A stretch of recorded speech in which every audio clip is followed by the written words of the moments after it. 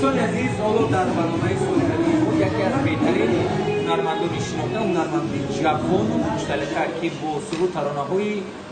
عاشقی خود و دل مخلصان خود جوش است. البته یک سرو دارد تو حالا در زندگی غم دیدی.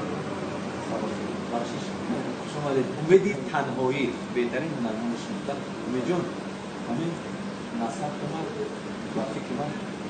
همطرف باید برای چی؟ محکوم نصب شما در تمام گوشه‌ها و کنار جمهوری جلسان نصب شما رو گذاشته رسول بسیار مناسب شما تقریبا کرده گشتن یک تا فرقی تنهایی در تاییدش چی تنهایی کرده چون میگن که اولیدار شده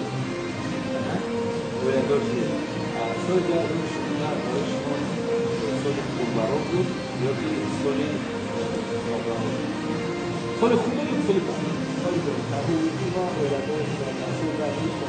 دیگر تنهایی رو ایست نمیکنه علامت باشه سال نو مبارک امید تنهایی من هم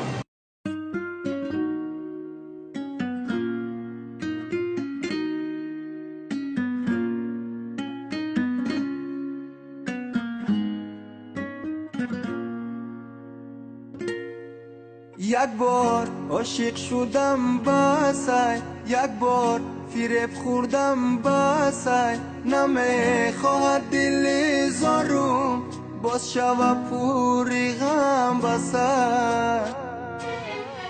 دیگر عاشق نمیمانم دیگر بهرت نمیخوانم بیمان تنها مانم تنها دیگر تو را نمیخوام دیگر این دلم نمیخواه تو را بگاه نمیخوانه شکستی این دلم چند بار دیگر تو را نمیخواه